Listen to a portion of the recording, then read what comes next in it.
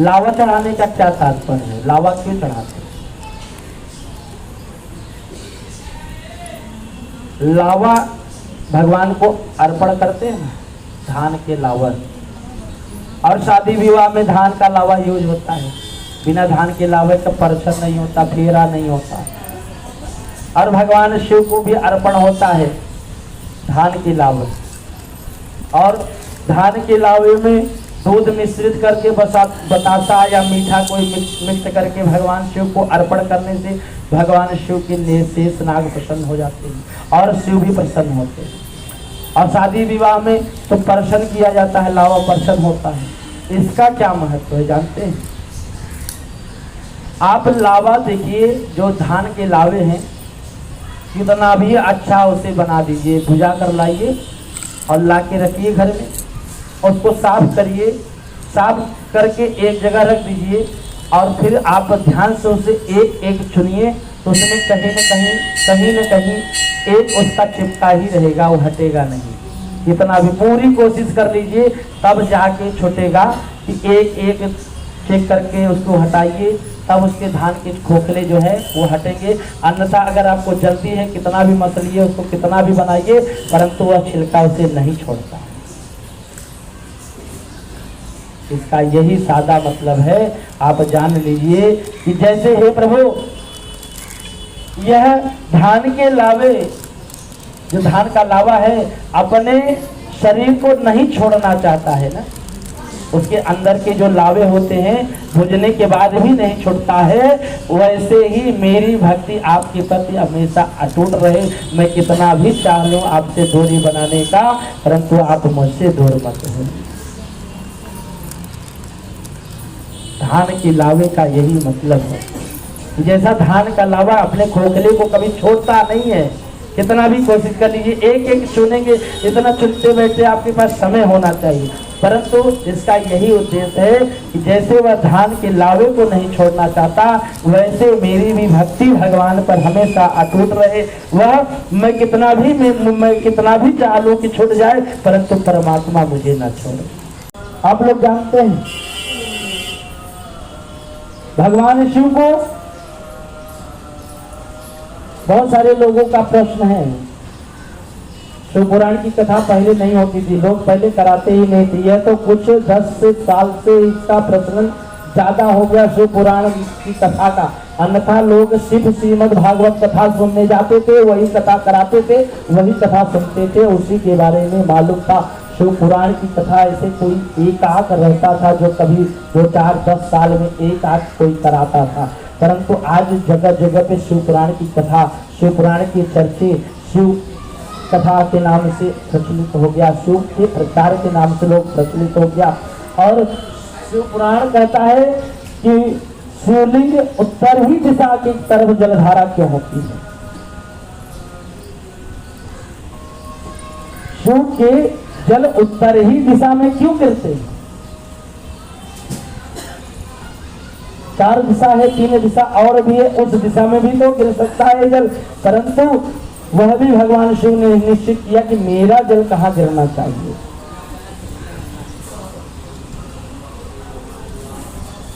एक समय की बात है, शिवलिंग शिव जी उपासना कर रहे थे।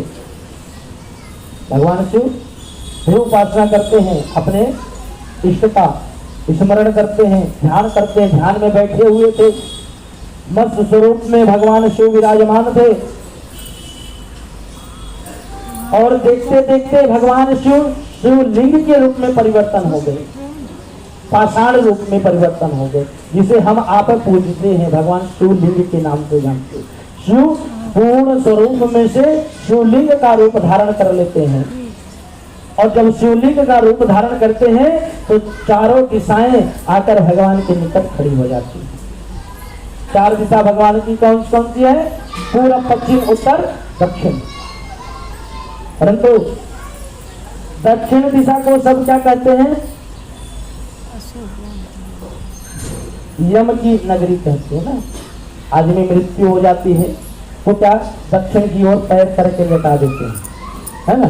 बालक अगर सो रहा हो दक्षिण दिशा में तो उसे वहां से हटाकर पैर पूरा पश्चिम उत्तर में कर देते, कहते हैं कि यम की नगरी है, इस तरफ पैर करके नहीं सोना चाहिए। और दक्षिण दिशा में वैसे भी पैर करके नहीं सोना चाहिए। क्यों? क्योंकि वहां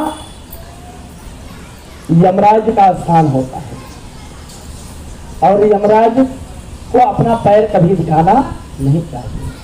हानि होती है, धन की हानि होती है, आयु की हानि होती है, मान सम्मान की हानि होती है। और दक्षिण दिशा की तरफ पैर करके दक्षिण की तरफ मुंह करके भोजन करने से भी हानि होती है, क्योंकि दक्षिण में यमराज विराजमान होते हैं, पितृ जो है दक्षिण दिशा में ही होते हैं। इसलिए कभी भी दक्षिण दिशा में पैर करके नहीं सोना चाहिए, क्योंकि दक्षिण दिशा में अगर आप पैर करके सोएंगे तो वहां आपके पितृ लोग भी रहते हैं और आपको अपने पितृ को पैर कभी नहीं दिखाना चाहिए।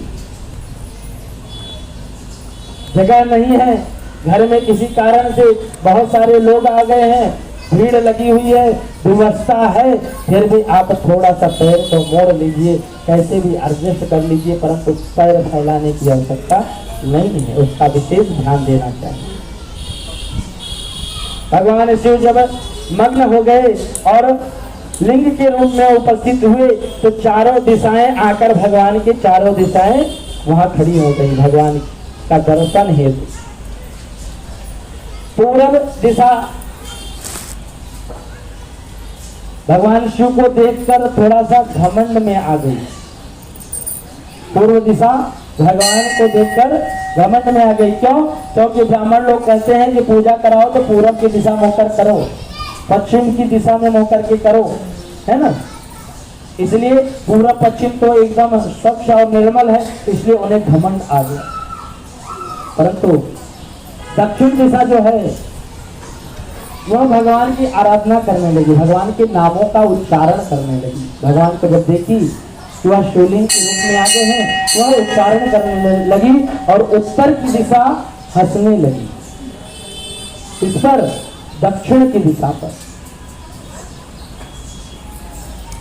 क्योंकि अभी जैसे 4 जन बैठ जाओ और 3 जन बातें करते रहो और 1 जन अगर माला लेकर जपने लगो तो क्या होगा, उसमें से किसी कोई न कोई एक, तीनों में से एक जरूर बोल देगा पहले बंद कर, तू का और टिक टिक टिक टिक करत रहा तू सुनता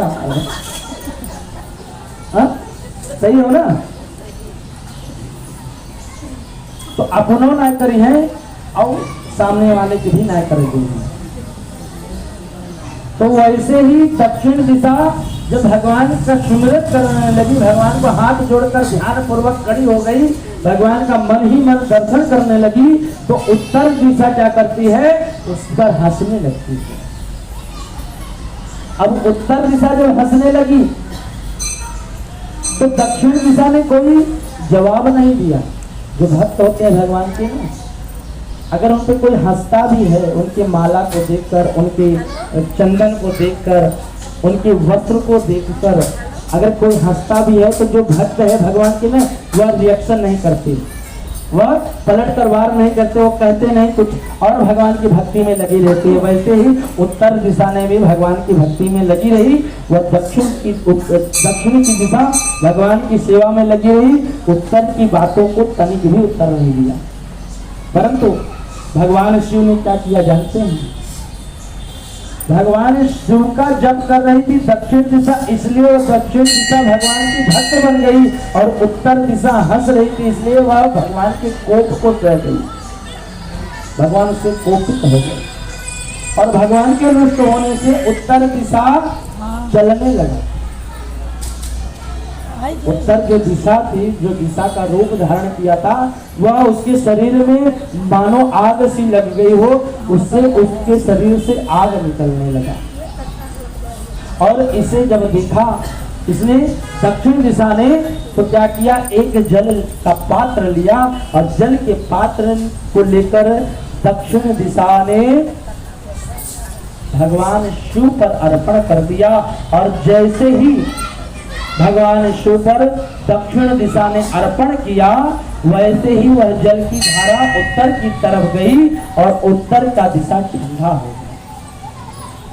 जैसे मैं बैठा हूं, यह उत्तर का दिशा है, यह दिशा क्या हुई, ठंडी हो गई। और चढ़ाया जल किसने, उत्तर दक्षिण दिशा में। भगवान शिव पर जब उसने दक्षिण दिशा ने जल चढ़ाया और उत्तर दिशा ठंडी हो गई, तो उसका अहंकार शांत हो गया। और जब अहंकार शांत हुआ तब उसने भगवान से क्षमा याचना की। ये प्रभु, मैं अहंकारवश मैंने दक्षिण दिशा पर हंस दिया और आप मुझे क्षमा कर दीजिए। परंतु भगवान शिव उसकी तरफ मुंडी तक नहीं गए, उसे उस दिशा को देखे ही नहीं। सिर्फ जल का धारा चलने लगा, जिससे वह शांत होने लगी और दक्षिण दिशा को भगवान ने आशीर्वाद, कौन सा आशीर्वाद दिया है जानते हैं? भगवान ने दक्षिण दिशा से कहा कि तुम्हारी दिशा तो सब अशुभ है, तुम्हारे तरफ जो भी कार्य किया जाएगा, देवताओं का आहुति, यज्ञ, अनुष्ठान, पूजा, वह सारी आपकी तरफ मुख कर करने पर वह सब दोषित हो जाएगा। परंतु मैं तुम्हें अधिकार देता हूं कि मृत्यु के बाद मनुष्य का पैर दक्षिण दिशा में ही रहेगा और दक्षिण दिशा से ही वह शमशान जाएगा। और जब शमशान में 4 लोग रहते हैं, उनके साथ में बहुत सारे लोग रहते हैं, और जैसे ही दक्षिण दिशा की तरफ उस व्यक्ति मृतक शरीर का पैर घूमता है शमशान में जाने के लिए, और शमशान के जो दरवाजे होते हैं जो घुसने के लिए, उसमें प्रवेश करने के लिए, जैसा ही मनुष्य एक कदम रखता है, वैसे ही दक्षिण दिशा से जो आशीर्वाद भगवान शिव ने तब दिया है, वह उन सभी मनुष्यों को मिलना प्रारंभ हो जाता है। और आशीर्वाद क्या है जानते हैं? दक्षिण दिशा को दिया है। दक्षिण दिशा को आशीर्वाद दिया है कि जो भी शव दक्षिण दिशा में रखकर मनुष्य लेकर जाएगा, वह मेरे कोटि, मतलब भगवान शिव की जो पृथ्वी है, भगवान शिव की पृथ्वी कौन सी है? काशीपुरी नगरी। भगवान शिव पूर्ण रूप में वहां विराजमान होते हैं, और उतनी नगरी पृथ्वी की नहीं है, वह भगवान शिव की बनाई हुई शिव के त्रिशूल है, वह शिव की नगरी है। और शिव की नगरी की जितनी परिक्रमा करके, भगवान शिव का दर्शन करके, गंगा स्नान करके फल प्राप्त होता है, कोटि दान और सहस्त्र युग तक यज्ञ करने का जो फल होता है, वह दक्षिण दिशा में शमशान के समय जाते समय व्यक्ति जब पीछे पीछे जाता है और उस व्यक्ति को शमशान में जाके दक्षिण दिशा में रखता है, तब उसका फल उसे प्राप्त हो जाता है। उस व्यक्ति को इतना बड़ा फल भगवान शिव ने उस दक्षिण दिशा को दे दिया, जो दक्षिण दिशा क्या है? अशुभ मानी जाती है, परंतु वह भी शुभ हो जाती है शमशान में पहुंचने के बाद। भगवान शिव ने कहा शमशान किसका है? मेरा है। और वहां का अधिपति कौन? भगवान शिव है। और जो अधिपति स्वयं शिव कह देते हैं, वह कभी अकाट्य नहीं हो सकता, वह परम सत्य है, और शिव पुराण कभी गलत नहीं लिख सकता है।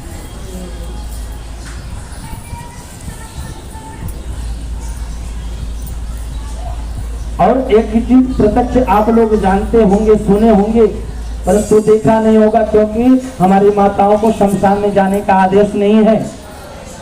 सुना जरूर होगा, जब अग्निदाह होती है और अग्निदाह के बाद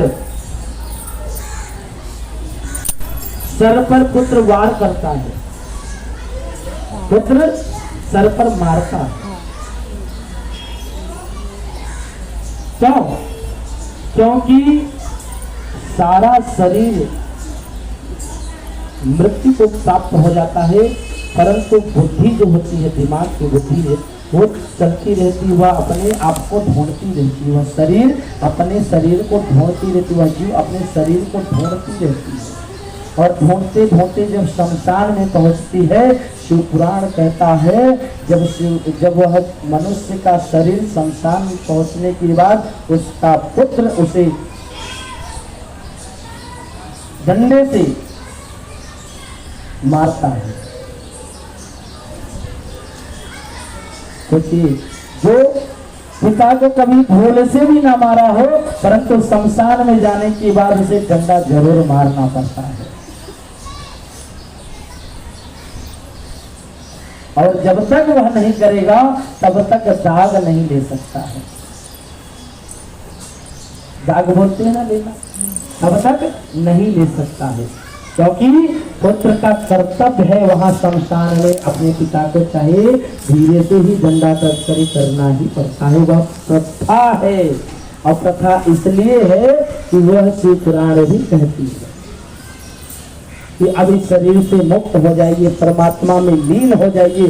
जितना दिमाग चलाया ना मुझे बढ़ाने में, बड़ा करने में, धन अर्जित करने में, जितना पाप किया वो किससे किया? बुद्धि से, दिमाग से, इस खोपड़िया से किया ना।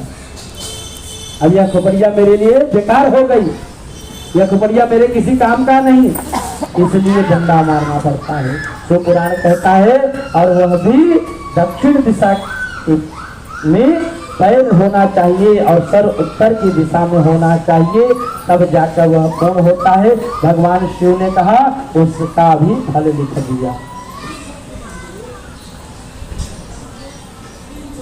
कहा जाता है दक्षिण दिशा अशुभ है, परंतु दक्षिण दिशा में ही क्या रहता है? कहते हैं कि शुक्र दक्षिणायन हो गए। हाँ, शुक्र कहाँ चला गया? दक्षिण में चला गया। तो कहा हो विवाह की तारीख निकलब चालू हो गया था, और उत्तर में आई गए तब अस्त हो गए। तो सोचिए कि जब चंद्र जो है, वो तारा जो है, अगर दक्षिण में चला जाए तो विवाह का योग बनने लगता है, तारीख निकलने लगती है, विवाह का दिन निकलने लगता है। और जब वही तारा उत्तर में आके अस्त हो जाता है तो विवाह की पद्धति बंद हो जाती है 4 महीने के लिए, 3 महीने के लिए। शिव पुराण दक्षिण दिशा को भी शुभ बना दिया है, भगवान शिव ने बनाया है। इसलिए दक्षिण दिशा में सर रखकर जो सोता है उसे स्वप्न नहीं आता है, याद रखना। स्वप्न आते हैं ना, बुरे से बुरे स्वप्न अगर आते हो तो दक्षिण दिशा में सर रखकर सोइए और पैर उत्तर की दिशा में रखकर सोइए, आपको स्वप्न नहीं आएंगे। परंतु अगर आपने दक्षिण दिशा में सब पैर रखकर सो गए तो आपको आपके पित्र के ही सपने आएंगे। तो क्योंकि आप अपने पित्र को अपना पैर दिखा रहे हैं। बोले विंध्रेश्वर महादेव की।